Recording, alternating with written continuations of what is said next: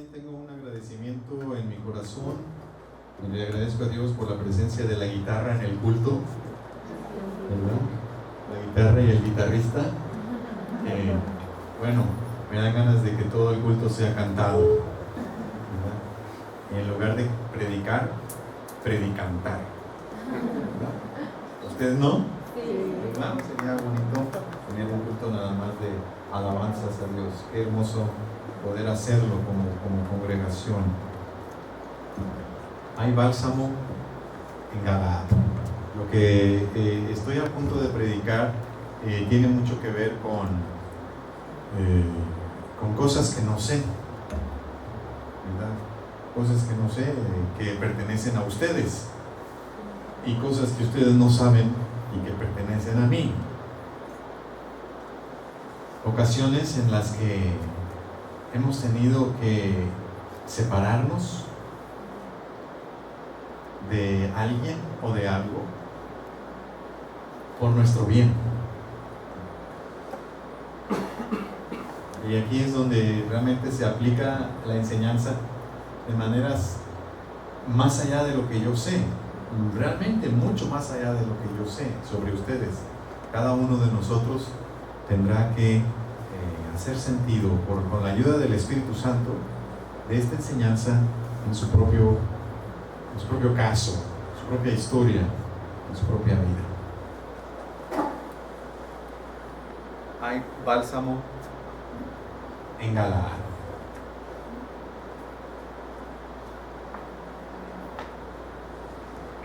Cuando el profeta Jeremías, que es conocido como el profeta llorón, escribió su libro, en el capítulo 8, versículo 22, dice: ¿es que ya no hay bálsamo en Galaad?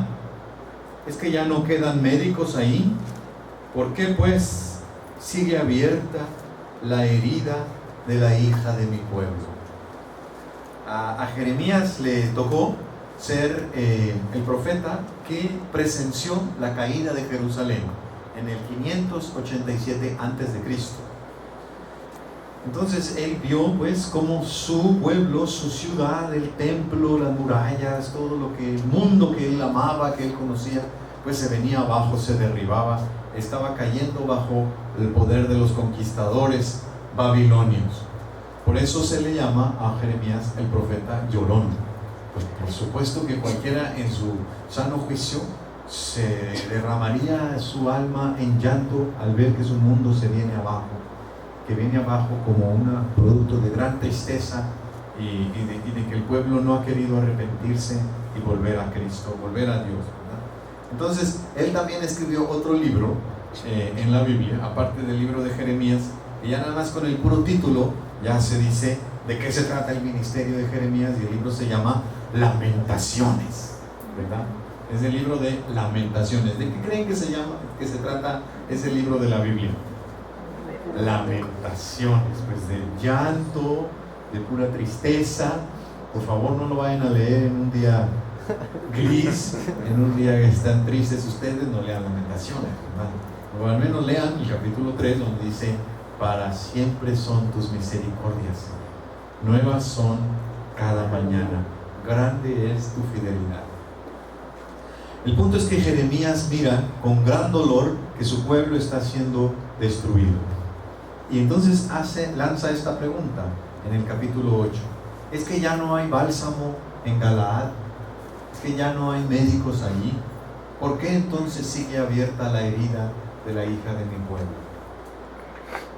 Aparentemente ahí en Galaad, ¿verdad?, había medicina, había una preparación especial de la farmacología de aquella época, alguna planta que se daba en la región de Galaad, que se preparaba de alguna manera, con algún proceso, para hacerla un remedio, una medicina.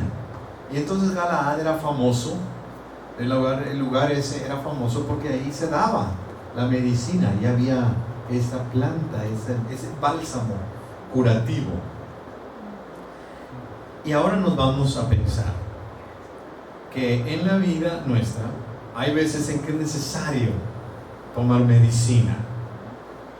Y que la medicina no siempre es agradable, ¿verdad? Aunque nos la disfracen con sabor a cereza y con sabor a todos los sabores, ¿verdad? Sigue siendo un jarabe abominable que tenemos que pasar rápido con un traguito de agua, ¿verdad? Y a veces la medicina no es solamente física, no es solamente una terapia, ¿verdad? de medicamentos. A veces la medicina tiene que ver con dolor en nuestra alma, en nuestro corazón.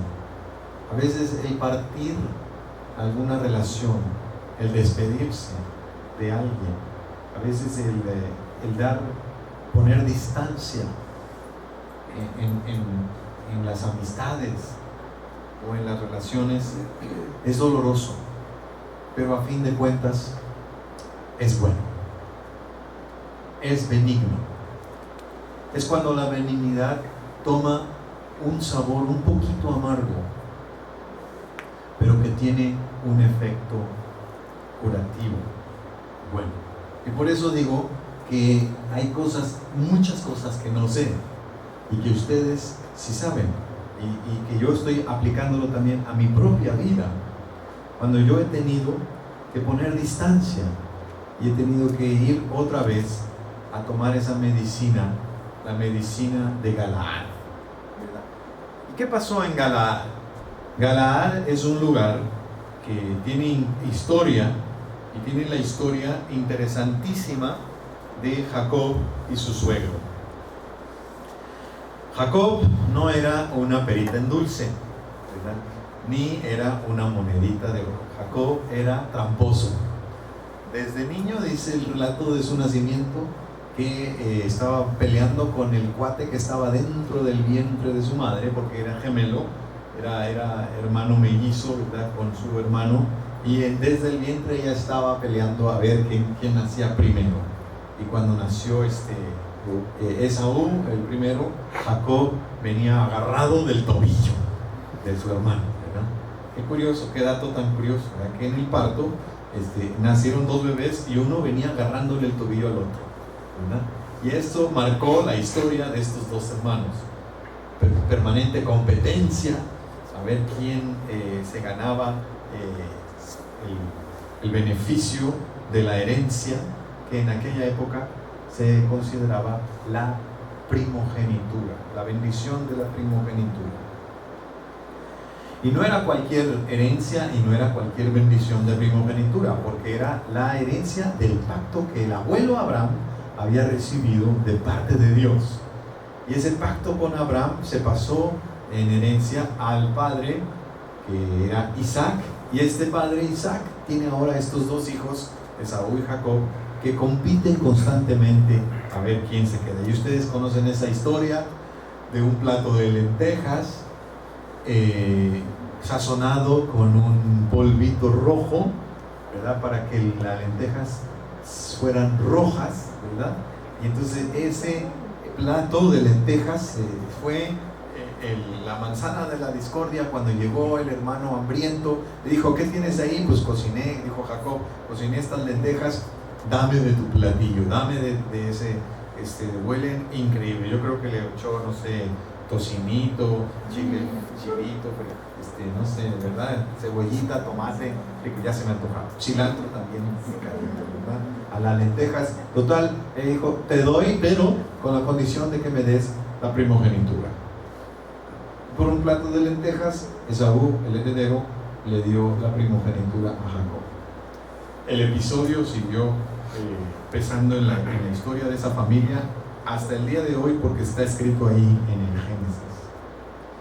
Cuando finalmente Jacob le robó la primogenitura a Esaú, con sus trampas, con sus mentiras, yo soy Esaú, llegó así fingiendo la voz, así como la voz de Esaú, se puso pelo de animal porque el hermano era mucho más velludo y el padre ya estaba ciego, y entonces nomás huele como animal, pues sí, debe ser mi hijo Esaú, ¿verdad? Mi hijo así huele. Y entonces Jacob engañó a su padre ciego y le robó la bendición de la primogenitura. Y en eso emprendió la retirada porque sabía que su hermano mayor, Esaú, a quien le pertenecía legalmente la bendición de la primogenitura, estaría muy molesto, tan molesto que llegaría a tener ganas de matarlo. Jacob se fue y se fue a refugiar muy lejos, a la tierra de donde había salido su madre.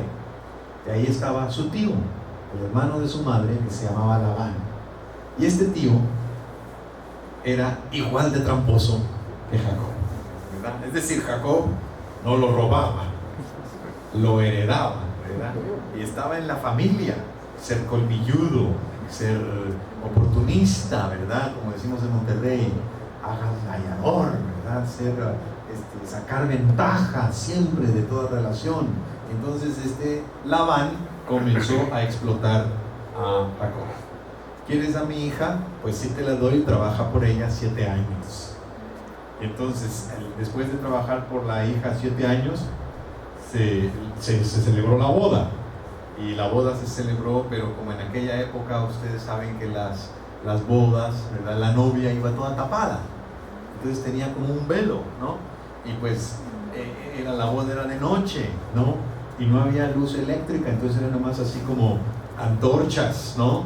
Y la música, y la comida, y la bebida, ¿verdad? Entonces el novio no vio que le cambiaron a la novia, le pusieron a la hermana mayor, como estaba tapada de velo y él estaba un poquito medio afectado por la fiesta, ¿verdad? No se dio cuenta con quién pasó la noche hasta el día siguiente, como la película es ¿qué pasó anoche? Entonces se despertó y dijo, buenos días, ya estoy con mi amada. Wow, ¿quién eres tú? Me la cambiaron, ¿verdad? El padre quería casar primero a la hija mayor, entonces fue a reclamarle al suegro, ¿qué pasó?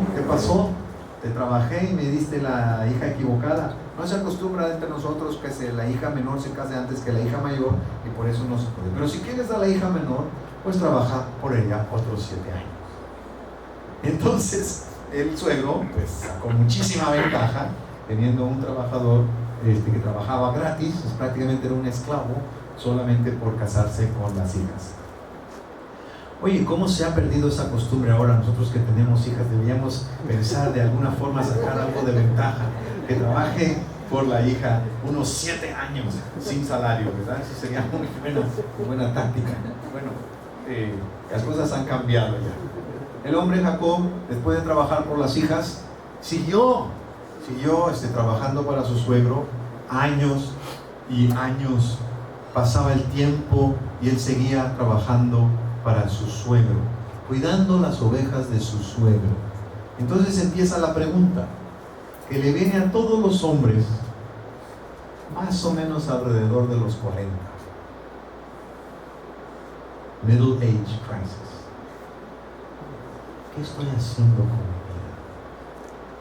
¿Qué he hecho con mi vida? Es cuando luego los hombres sacan sorpresas, ¿verdad? De pronto compran una moto, ¿no? O se dejan crecer el pelo, o se hacen un tatuaje, o agarran una querida, o les empieza a gustar algo que no les gustaba antes, o de pronto salen con la sorpresa que les gustaban los hombres en lugar de las mujeres. ¿Me explico? Es decir, es una crisis fuerte por la que pasa el hombre cuando dice, pues, ¿qué he hecho con mi vida? Esa es la pregunta que se enfrenta Jacob al decir, aquí estoy yo, cuidándole las ovejas a mi suegro, ¿verdad? ¿Cuál es el propósito de mi vida? Ser el pastor de las ovejas de mi suegro. Realmente es una crisis fuerte para Jacob llegar a decir, bueno, yo llegué a este planeta, ¿verdad?, a cumplir la misión de cuidarle las ovejas a mi suegro. Cuando él sabe que Dios lo ha llamado a hacer más que eso, Dios le ha llamado a ser pues el heredero de un pacto que Dios le dio a Abraham, le repitió a Isaac y ahora le corresponde a él como nieto de Abraham. ¿Ya? O sea, no es cualquier cosa. ¿Me explico? El cuidar chivos y ovejas, ¿verdad?, es de los trabajos que le proporcionan al trabajador el mayor tiempo como para reflexionar, para pensar, y si está cuerdo, pues puede pensar en unas cosas buenas, y si no, se va a volver loco, ¿verdad? De estar tanto tiempo allá en el monte cuidando chivos solo, se puede volver loco. Pero está pensando, oye, mi abuelo Abraham, yo le hice una promesa, la promesa de bendecirlo y que él fuera bendición a todo el mundo. O sea, no es cualquier cosa. El Dios que tiene contacto con la tierra, el Dios que creó el universo y que está muy interesado en rescatar al mundo, involucró a mi abuelo Abraham en ese gran proyecto de rescate, involucró a mi padre Isaac en ese gran proyecto de rescate del mundo entero, y ahora me toca a mí. ¿Y qué estoy haciendo? Cuidándole las ovejas a mi suegro. Y mi suegro no me suelta. Mi suegro me tiene agarrado del pescuezo. Le conviene a mi suegro tenerme como su trabajador. No me paga, ¿verdad? Y soy muy buen trabajador. Y ahí ahí tiene sus hijas y sus nietos, y él los ve y todo. Y Dios lo ha prosperado mucho, porque yo tengo la bendición de Dios. Donde yo vaya, Dios bendice, ¿verdad? Si voy a un lugar, a donde sea, Dios bendice ese lugar, porque llevo la bendición de Dios, ¿verdad? Y entonces mi suegro ha sido prosperado, pues gracias a que yo estoy trabajando para él, ¿ya? Pero Dios tiene algo mejor para mí. Dios tiene otro plan para mí. Dios me trajo a este mundo no para que yo sea el que le cuida las ovejas al suegro. ¿Ya me explico? Entonces ese buen día Jacob dice, yo me tengo que ir de aquí. Yo tengo que regresar allá a la tierra de Canaán. Tengo que enfrentar a mi hermano Esaú, que a lo largo de los años ha estado alimentando el odio contra mí. Lo tengo que enfrentar. Tengo que dar la cara en este asunto. Ofendí a mi hermano y tengo que enfrentarlo. No puedo seguir escondido aquí como el yerno del suegro que le cuida sus ovejas y que no es nadie en la historia de la salvación que Dios quiere hacer al mundo entero. Entonces Jacob, un buen día, le dice a sus esposas y a las otras dos, porque tenía 4 mujeres, ¿verdad? A las otras 2, vamos a recoger todo, envuelvan todo, recojan todo, hagan las pañaleras, todos los Moiséses y todos los corrales y todo, que por cierto pronto necesitamos corrales aquí en esta iglesia, ¿verdad? No para vacas sino para bebés. Entonces, ¿por qué nos vamos? Nos vamos de aquí.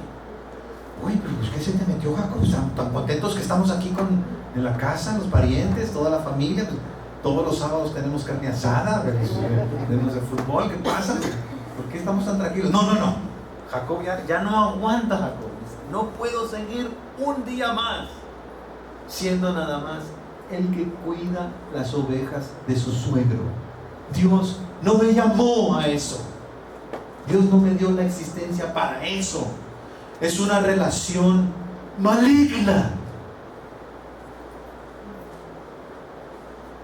Es una relación que me hace daño. Es una relación que me mantiene así, aplastado, oprimido. No puedo florecer para ser la persona que Dios quiere que yo sea. El que participa en su gran proyecto de redimir al mundo entero por su amor que le tiene al mundo. Ser parte de la bendición de Dios al mundo entero. No puedo cumplir ese propósito si sigo con esta relación. Y entonces se decide y emprende camino. Emprende camino y empieza a separarse. Empieza a separarse Ya lleva un día de camino y todo. Labán, cuando se dio cuenta que ya no tenía a los nietos corriendo ahí, ¿verdad? Ni a las hijas, ni tampoco al trabajador fiel, dedicado, honesto, que le trabajaba sin salario, que era la fuente de su prosperidad. A Jacob le dolió el colmillo.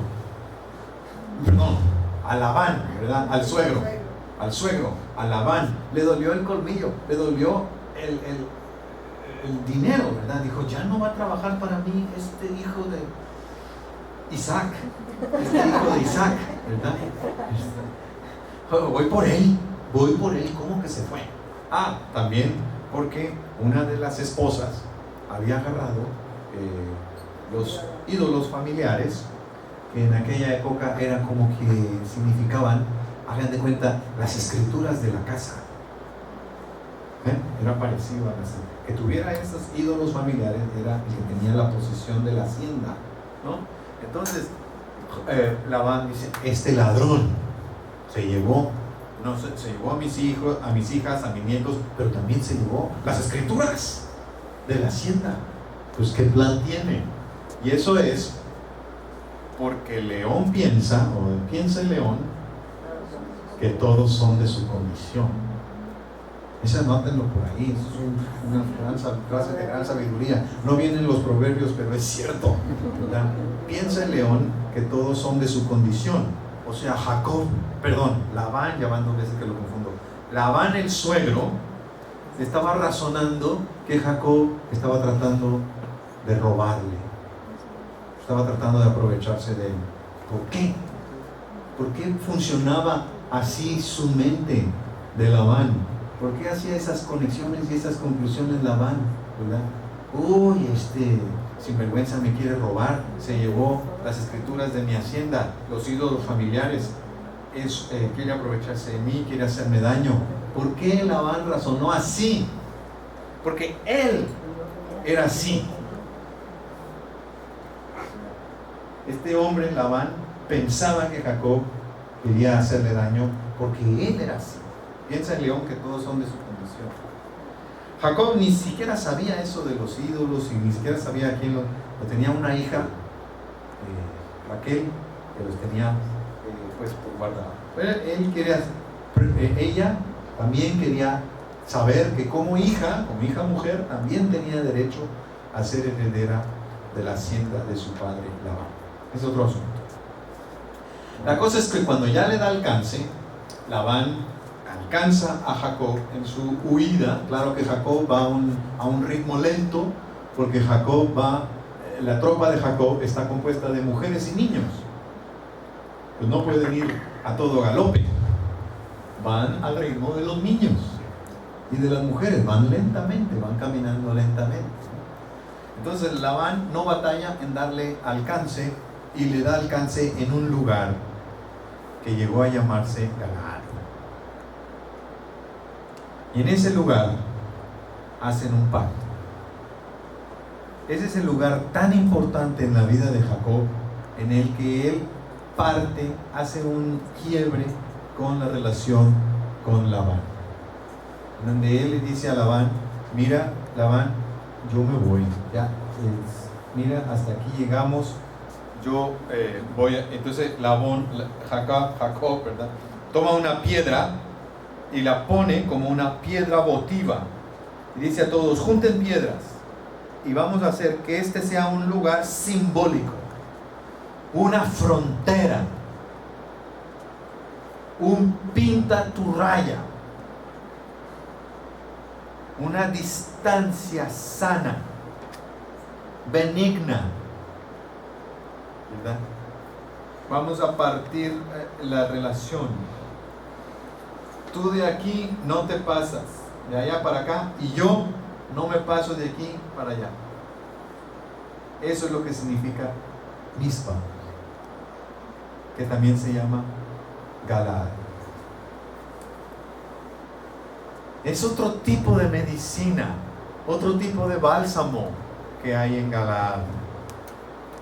Este tipo de bálsamo es un bálsamo que a veces puede ser muy doloroso, muy difícil de tragar, como esa aspirina que cuando yo era niño traté de tragar y no pude,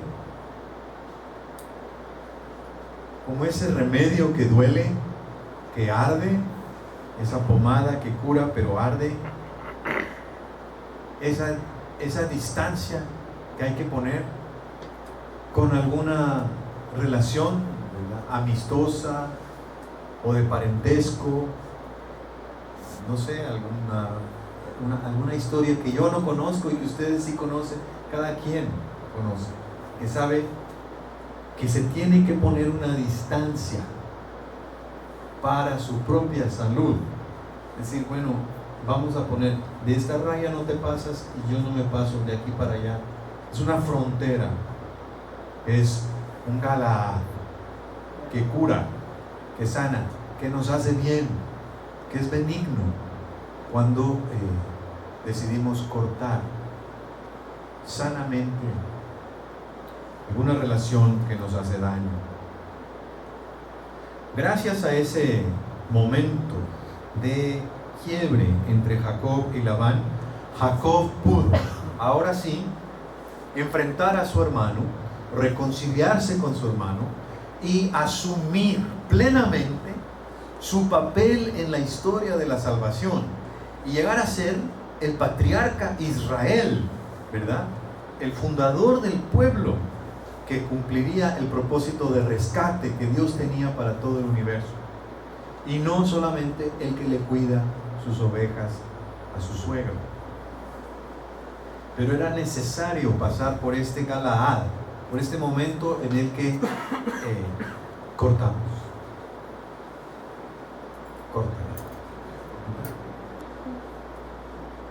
Este momento en el que decimos, tú te sigues por allá, yo me sigo por acá. Que Dios te bendiga y a mí también. Y no solo eso, sino que Dios vigile, que tú no interfieres más en mi vida y yo no interfiero más en la tuya. Y hacemos esa frontera dolorosa, sí, muy dolorosa, pero que resulta en beneficio, en sanidad, en medicina. Y no solo eso, da un fruto precioso. Es decir, es que me ayuda a saber quién soy. Haber puesto esa frontera me ayuda a realizar el propósito por el cual estoy sobre este planeta, ¿verdad? A ser la hija o el hijo de Dios que participa con Dios en el rescate de todo el mundo. Me hace pensar en un poema y en un proverbio. El proverbio es el Proverbio 20, el último versículo del Proverbio capítulo 20, donde dice, en la versión que yo traigo aquí, heridas y llagas purifican del mal, los golpes sanan lo más profundo del ser. En la versión Reina Valera dice de otra forma, pero dice la misma idea, ¿no? Proverbios 20, el último versículo de Proverbios 20, ¿cómo dice? Azotes que hieren son medicina. El castigo purifica el corazón. Castigo purifica el corazón. Es decir, hay un papel pedagógico en el sufrimiento. Yo sé que suena un poco raro, pero cuando pasamos por una experiencia que nos hace llorar, cuando sentimos que se nos raspa el corazón, Dios tiene un plan benéfico, benigno en ese sentimiento. Hay maduración, hay crecimiento, hay salud. Y el poema es el poema de Gonzalo Báez Camargo, el artista, que así comparando el taller de un artista, de un escultor, con nosotros, con nuestra vida como cristianos, dice así: y así, bajo los golpes del cortante cincel, batido por el mazo, fuese abriendo aquel bloque como si fuera carne palpitante. A cada golpe un fúlgido chispazo, a cada golpe un grito, Un grito y una forma que surgía del bloque de granito. Martirizada gestación, tormento hecho fecundo por la milagrosa mano que, ora con vigorosa incisión o con leves tocamientos, iba sacando de la amorfa masa, conforme a sus designios inspirados, aquí un suave contorno, allí una arista, dolor, cincel creador en manos del artista. Y así, del bloque aquel surgió la forma en que alentó la vida. En el pecho de piedra pulsó, vivo, caliente, enternecido, al fin, un corazón. Así somos nosotros, bloques de piedra en las manos de un artista. Y cada golpe que da el artista duele.